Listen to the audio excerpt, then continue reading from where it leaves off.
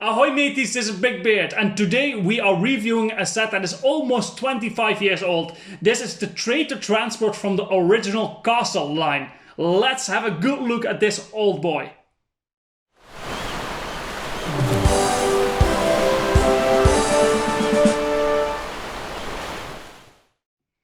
So if you follow what's going on my channel, you know that I did an unboxing video a while ago from a second-hand Lego lot that I got from my friends over at the Crazy Carrot Company. For everybody in the Netherlands and Belgium, really check them out. The link is in the description.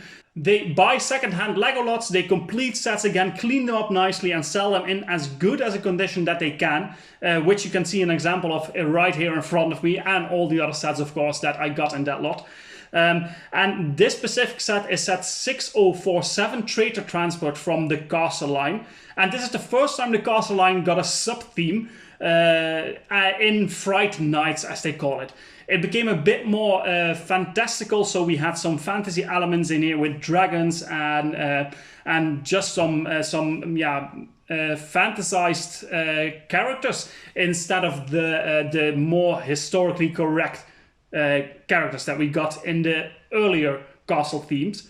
And you can clearly see that in the set that it's become a bit more fantasy-like. So released in 1997, which is almost 25 years ago, if you can imagine that. It comes with 139 pieces and it's sold for recalculated because we didn't have a euro back then, and I think this set was never sold in America, so we also don't have a dollar price.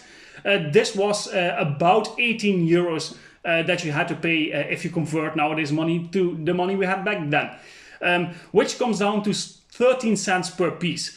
So that might kind of expensive for the terms we know nowadays, because now if a set has more than a 10 cents per piece ratio, it's seen expensive already.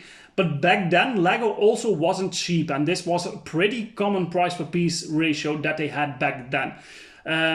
So in that regard, this set might be a bit more expensive than your usual Lego sets, but it was also much more common that Lego sets didn't have that many pieces like we have now. It was a very uncommon even to have sets that had over hundreds and hundreds of pieces. Nowadays we even get sets with over thousands and thousands of pieces, so that's a big difference there, of course. I unfortunately don't have the box for this set, but I do have an instruction manual with it, which is in a very good shape. There are no punch holes, it doesn't have any stains on it. It's very nice quality still for a 25-year-old booklet. So it's really kept well, which I'm happy for. And also just the elements itself, especially if you look at the cape of one of the minifigures, the condition is still really nice, so I'm really glad that I got this at a decent price and in this kind of condition, because it's still looking super nice. But let's go a bit deeper into the set itself and really go down to the rating, starting as we always do with the minifigures. The first minifigure in this set is called Bat Lord, and back then in 1997 it wasn't really common for minifigures to have a name on its own, so most of them were just described by what they stood for and didn't have like specific character names. So it was very uncommon to have a figure that there was a real character behind it, in the Bat Lord in this sense. And I think this minifigure looks really nice. Especially the cape makes him look really cool with the bat symbol on the back. Also his torso print looks really great with some black lines with yellow pebbles on them. Then he has a face print only on one side with a cool looking mustache and an evil looking face, and a bit of a hairline on top of the print. His leg piece has double colors, and he comes with a shiny sword and a transparent red beam with a bat on it. And to top it all off, he is wearing a super cool bat helmet. And I think this is a beautiful example of great minifigures that Lego did even 25 years ago already. Then we have the driver of the carriage, which is one of the Fright Knights. He didn't have a name of its own, but he was at least not just named a common soldier, but a Fright Knight. And again, this minifigure looks pretty awesome for that time. He has a full torso print on the front, with some symbols on it, no print on the back. His legs, just like the other minifigure, is in a double color.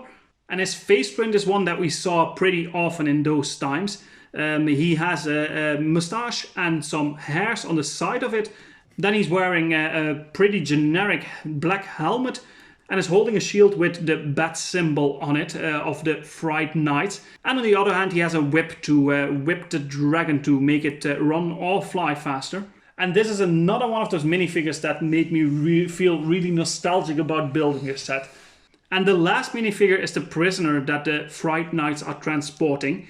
And this is, I think, the least interesting minifigure out of the bunch. He has a normal blue leg piece and a pretty common torso print, which does look cool because it has the scale mail print on it with a bit of a shiny silver. His headpiece might look really familiar because it is a piece that they used a lot in the older pirate lines, and now they're also using it in the Castle line. It's a nice looking print, just very, very common, with the red beard and mustache and some red hairs on top of it. And he's wearing a black helmet with a grill in front of it and a white plume on top of his head.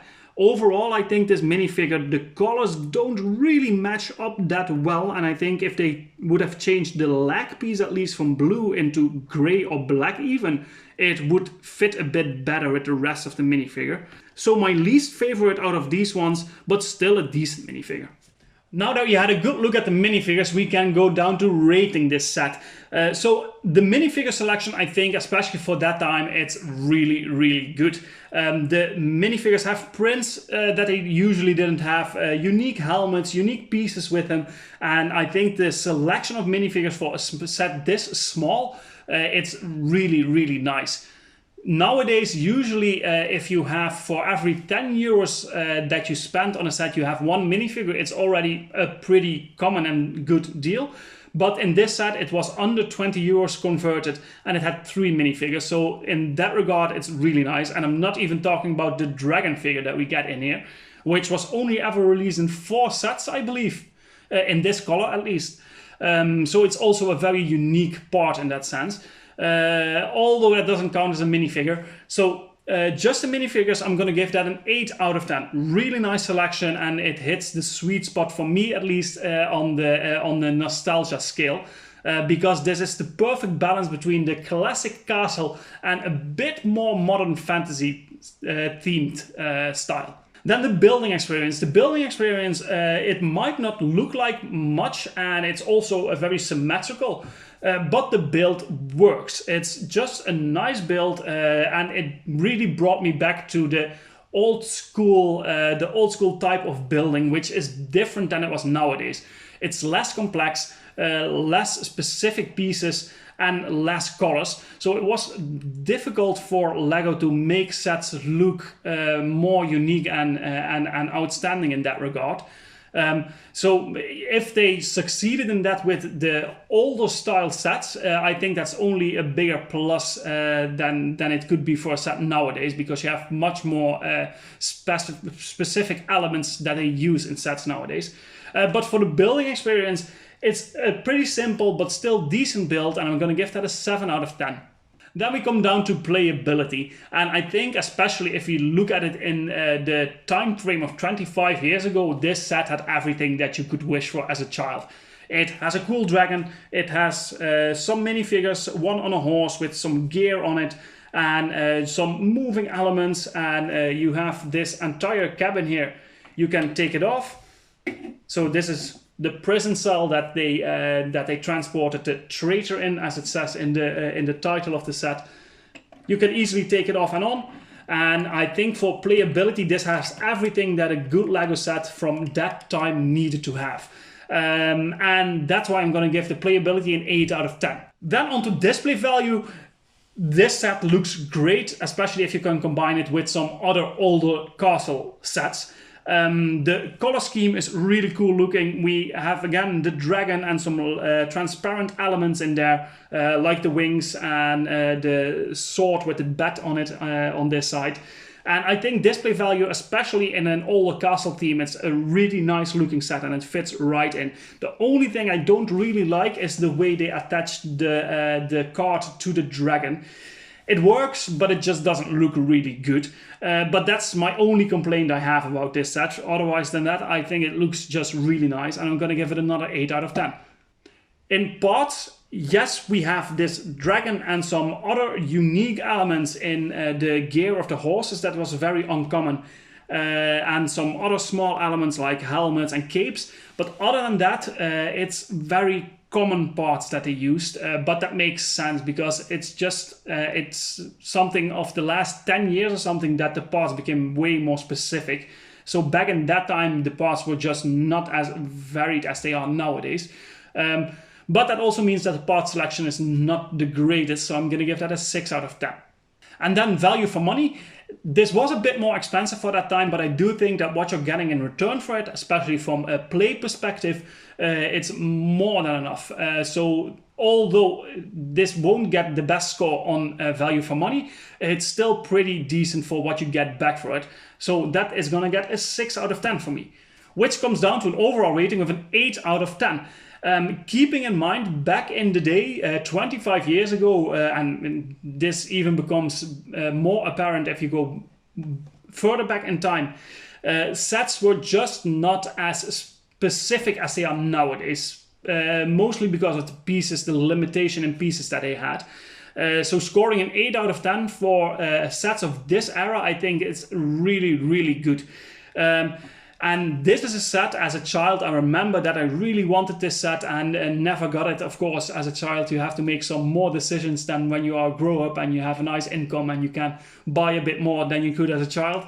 But yeah, I remember always wanting this set, so I'm really glad that they had it over at a Crazy Carrot company. Again, link below for the people that are interested. And just check it out. They have some super cool older Lego sets over there, like this magnificent piece that we have here. And there is one more video coming up of a big castle that I also got from that lot. A bit newer, so not as old as this one. So let's see how that compares to this set, for instance, with the time difference. And that's it for today. Thank you guys again for watching. Please remember to like and subscribe, leave a comment, hit the notification bell, and I will see you guys in the next video.